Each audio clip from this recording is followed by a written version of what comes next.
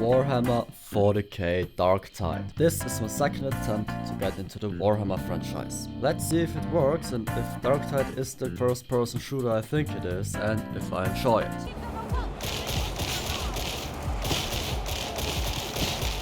Warhammer 40,000 Darktide is a first-person action video game developed and published by Fatshark. It is a spiritual successor to Warhammer Vermintide that I've never played. Anyhow, Darktide was released on Steam on the 30th of November 2022. Later it was also released for Xbox Series X/S on the 4th of October 2023. You play as a veteran, Zealot, Psyker or Orgrim with hefty customization options that honestly overwhelmed me for a bit. In the end I went with a Progender veteran from ranks Magma, who was a Hive ganger who got a fleet promotion, is a loose cannon and who has derelict duty for the first recording session, and this is the character I'll also be using for most of this video. Don't know what any of that means, but we'll see I guess, and from what I saw it doesn't affect much. The only thing that really matters is the class you choose and the personality,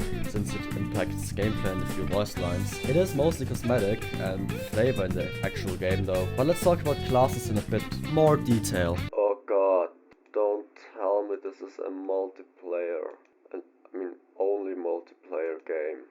Because if it is, I'm gonna have to bother some people and I don't want to do that. The veteran is your typical foot soldier. Autoguns, shovels is what you should use in my opinion. And the veteran makes up most of my footage because it is the easiest class to start with and the one I like the most. The Zealot is a melee class, or well, more melee than the veteran, yet it is way too squishy for going in a melee. Shotgun and axe would be best I believe, even if I would not recommend playing this class because as I just said they are not built for melee, even though you probably should use them in melee. It's weird. The Psyker is a magic user. They are very interesting to play. They are meant to be ranged, yet are also not very squishy in close quarters. They are very well done in my opinion. I just suck at playing them because I see enemy, I shoot. The Orgrim is your tank. They are huge bullet sponges and deal tons of damage. They are great if you just wish to deal lots of damage. There is no thought behind those eyes, and that makes them very easy to play and very enjoyable, especially with the amount of gore you get, although they are a bit too easy for my taste. The graphics look great by the way. They fit the game very well and I love it a lot. Even if I could do with a bit more gore in all honesty. The story starts with the player in prison and are asked if we want to be killed. Fitting for Warhammer I guess. The ship is attacked and I could not care less in all honesty. But we get left to die and get to fend for ourselves with only a shovel to our name and have to escape the ship. We take a firearm off of a corpse and we fight alongside our captor Solar to prove ourselves. Then you help the officer flee and get saved, get told off by a Morrow guy and get told to go somewhere else. Then we get training, aka the first actual tutorial. And after that we get told chaos is bad, mankind is good, and that works for me as a story hook I guess. And after that we get to start the game and run around with other players. But so far I can play alone, so I don't have to bother anyone thanks to quick play, which is actually good for this video because I hate bothering people. Darktide story is live service, so I guess it'll just continue on until the devs get bored. I feel like talking about it then is a bit idiotic, but I also saw people saying that it doesn't have a story, which confuses the hell out of me because on one hand I literally researched this and at first I saw, hey, this game doesn't have a story, and on the other hand I saw, hey, this game has a story, so I don't really know what to tell you guys, sorry. And god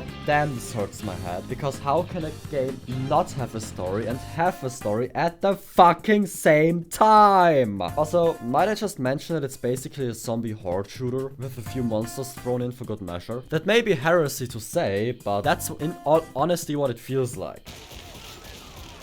It lacks a lot in the levels themselves, it also feels very clunky. Could be my hardware, even if I do doubt it, since it's quite good hardware. The existent, non-existent story is good in my opinion, but the fact it is multiplayer only is annoying. But it didn't bother me a lot due to quick play and cross-play working fine. I also love the fact one is fully able to skip the prologue, so I didn't have to play it 4 times for this video by recording footage for every single class. The core gameplay itself is great. Love the shooting, slashing and exploring in the levels, especially with the gore that it should have. The loop is fun in my opinion, but it gives off a weird vibe with the multiplayer. Plus the fact you unlock weapons after every level is great, plus you can't permanently die in missions. I mean, you can in theory, but only if your teammates don't decide to aid you, but that never happens. You acquire new weapons and cosmetics in the hub, where other players also wander around. And I am not too much of a fan of the hub. It feels a bit too small,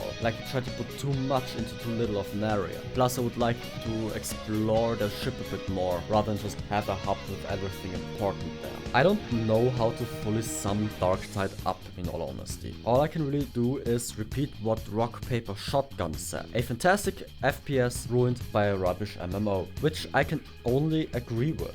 It feels like Fat Shark tried to make an FPS game, but decided it should be an MMO halfway through development. I did not find anything out about that, but it feels like what I just described. I really like the missions, and I'm oddly okay with the forced multiplayer, which I usually really hate in games. I have fun with it, and I probably will keep playing it, and it got me obsessed with Warhammer. Good shot, Darktide, you weird game. If you made it to the end of the video here, I think you should subscribe. Can't have been that awful, right? So you might want to check out my other reviews too, because you kind of do that a lot here. And with that, I sadly have to say that's all I've got for now. And with that, sayonara and ciao, kuro.